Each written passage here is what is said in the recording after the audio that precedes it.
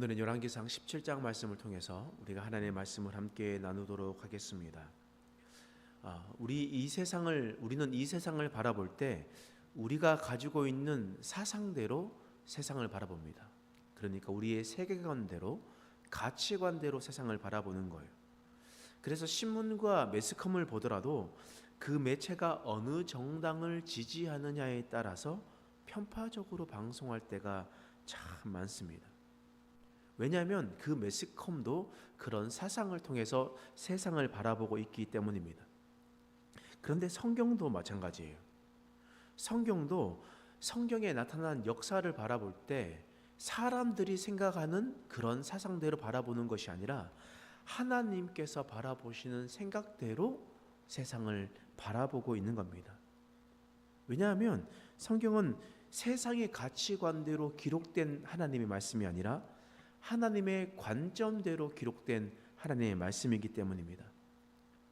여러분 신앙생활 하시면서 여러 가지 설교 말씀을 들었을 겁니다. 그랬었을 때 여러분 혹시 북이스라엘 왕 오므리라는 왕을 들어보셨습니까? 북이스라엘 왕 오므리 왕이 있는데 이 왕은 아합 왕의 아버지예요. 아합 왕의 아버지고 우리가 16장에 보면 오므리의 행적이 조금 나와 있긴 한데 그 앞장에 있었던 16장 8절 말씀에 보면 이런 말씀이 있죠. 한번 읽어볼게요. 16장 8절 시작. 유다의 아사 왕 제26년에 바하사의 아들 엘라가 디르사에서 이스라엘의 왕이 되어 2년 동안 그 왕위에 있으니라. 지금 엘라가 디르사에서 왕이 되었다라는 말은 북이스라엘 수도가 어디라는 말입니까?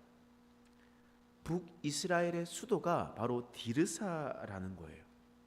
그런데 우리가 북이스라엘 하면 무엇이 가장 유명합니까? 사마리아가 되게 유명하죠. 그럼 왜 사마리아가 유명하냐? 바로 오므리라는 왕이 천도했기 때문입니다. 16장 24절 말씀 한번 볼까요? 시작.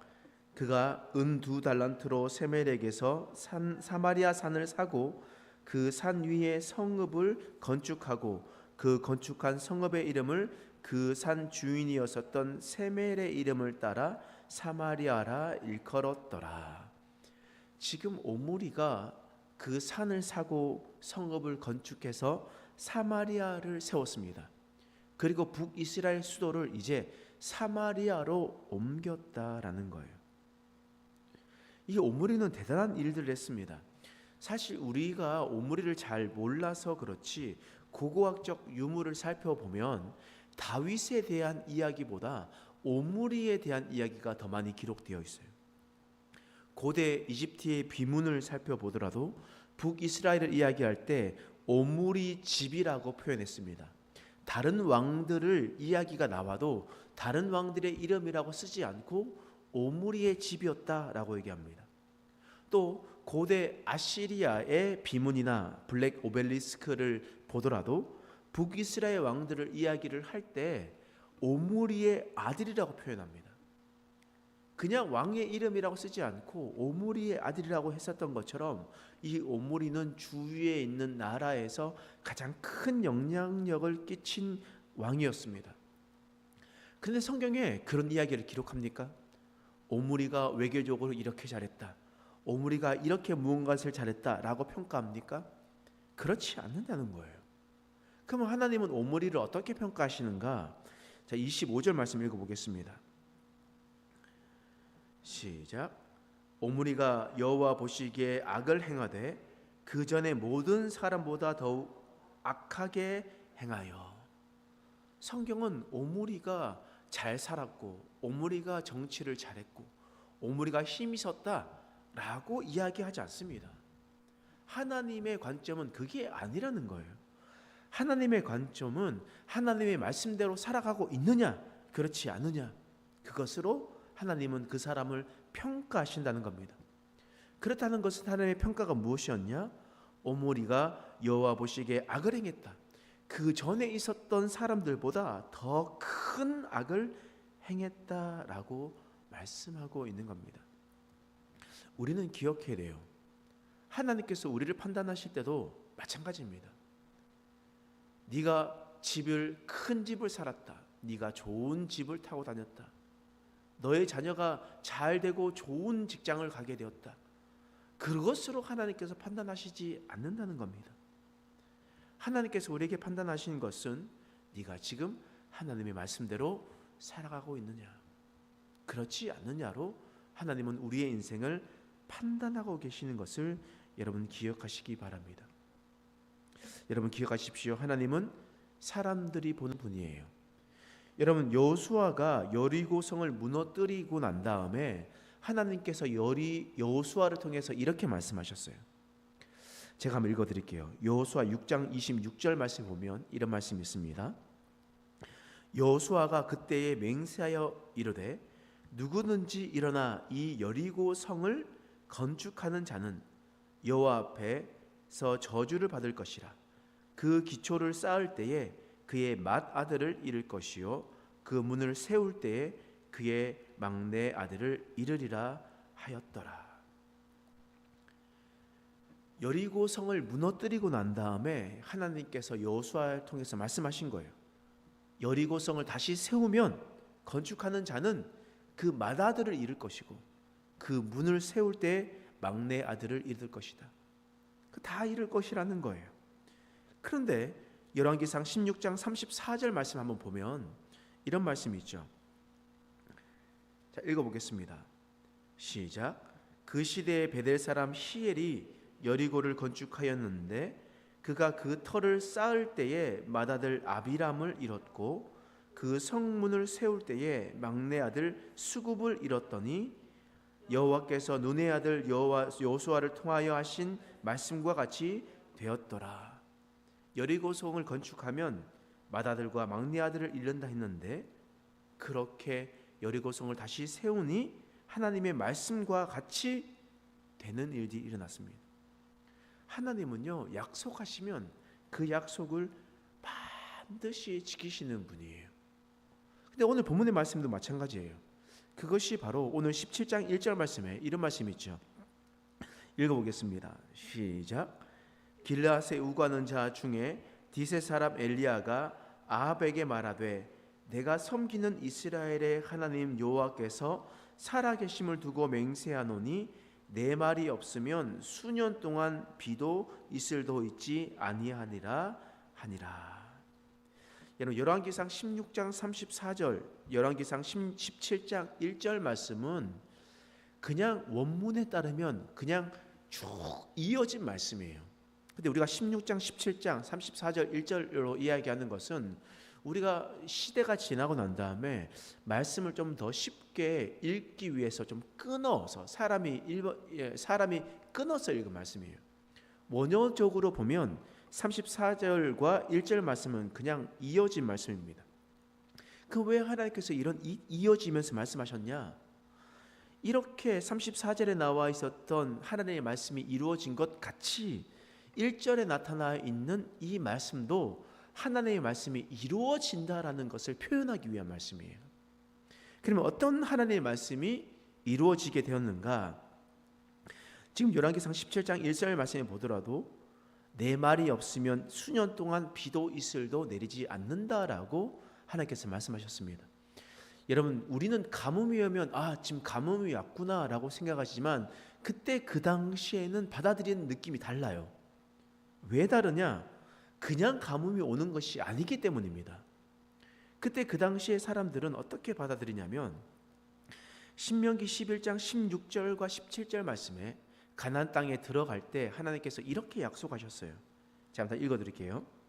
너희는 스스로 삼가라.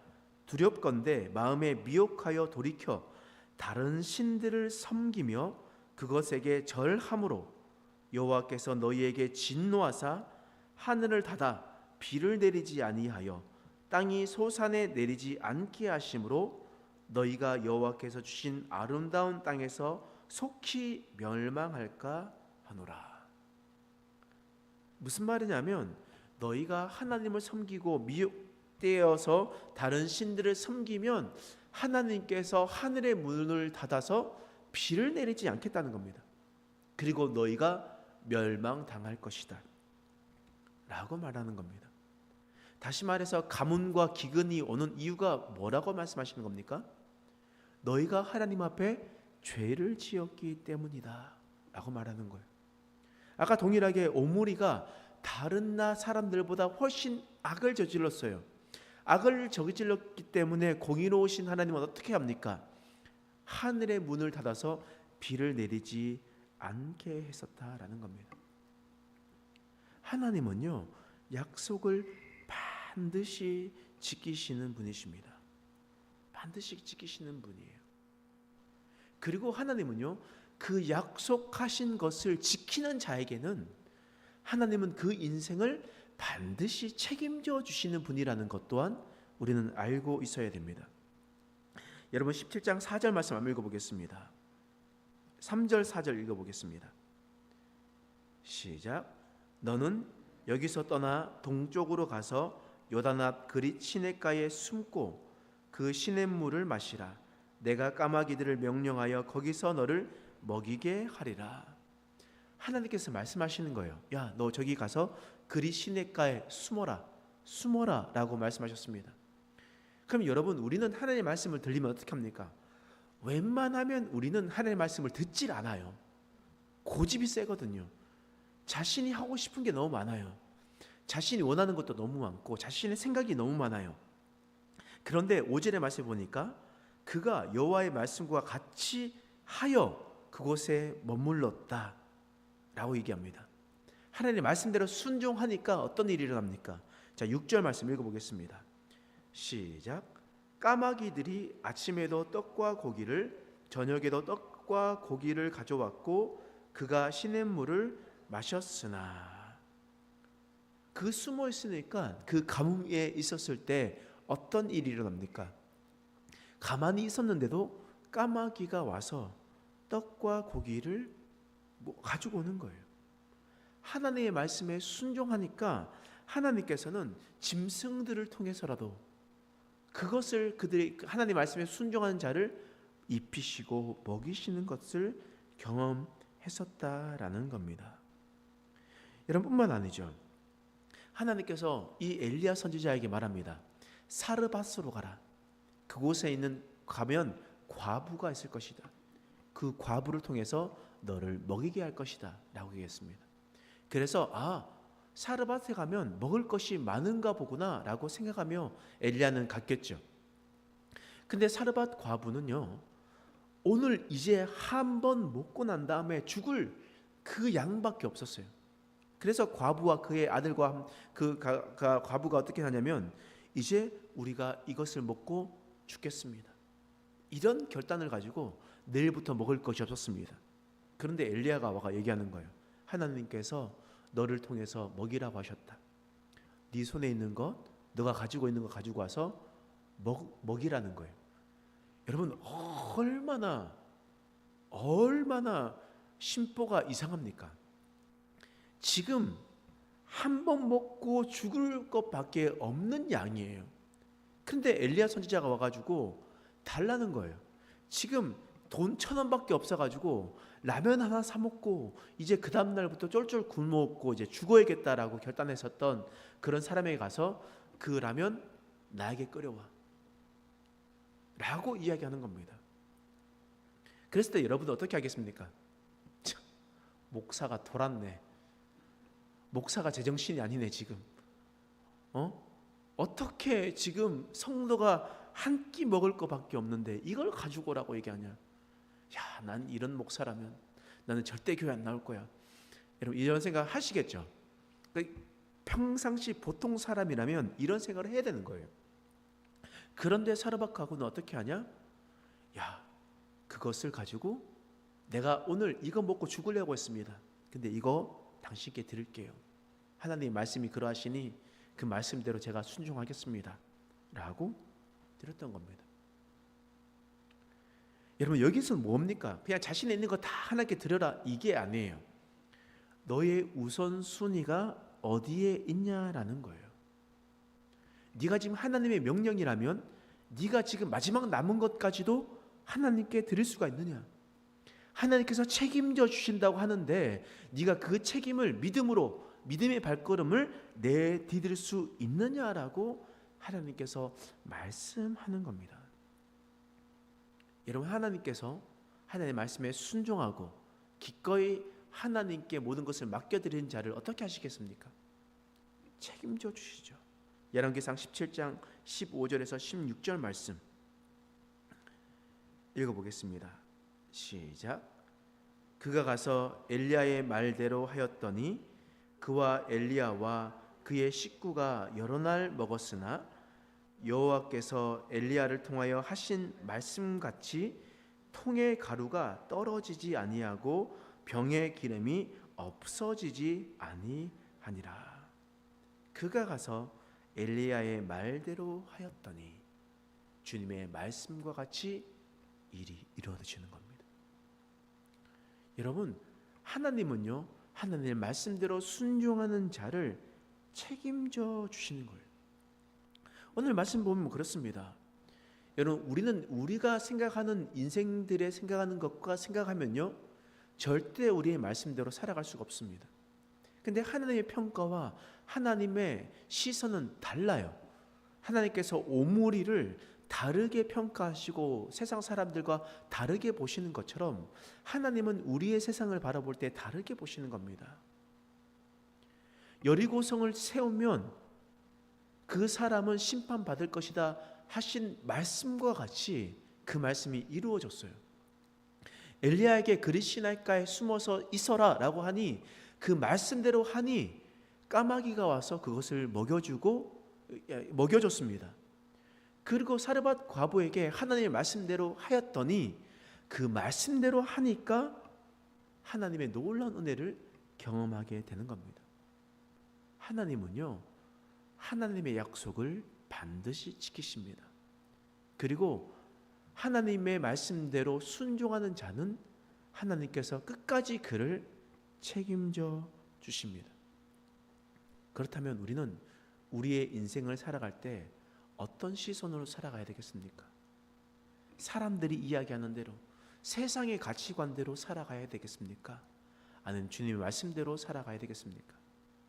하나님은 약속을 반드시 지키시는 신실하신 분이신데 구약에서도 신약에서도 말씀이 지켜졌다면 동일하게 오늘 살아가는 오늘 우리에게도 동일하게 적용되며 우리에게 말씀하실 겁니다.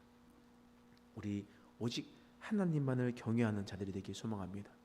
우선순위를 하나님께 드리시길 간절히 소망합니다. 그랬을 때 하나님께서 우리의 인생을 책임져 주실 것입니다. 함께 기도하겠습니다. 하나님, 우리가 하나님의 말씀을 따라 순종하는 자들이 되게 하여 주시옵소서. 그러나 우리는 이 세상을 살아가다 보니 자꾸 세상의 이야기들을 귀 기울이게 됩니다. 세상이 그렇게 하니 그것이 정답인 것처럼 느껴지게 됩니다. 그러나 하나님, 우리가 오직 하나님만을 경외하며 우리의 우선순위를 하나님께 드리게 하여 주옵소서. 우리가 믿음의 발걸음을 내디뎠을 때에 하나님께서 우리의 인생을 책임져 주신다는 그 강한 확신 속에 살아가는 우리의 인생 되게 하여 주시옵소서.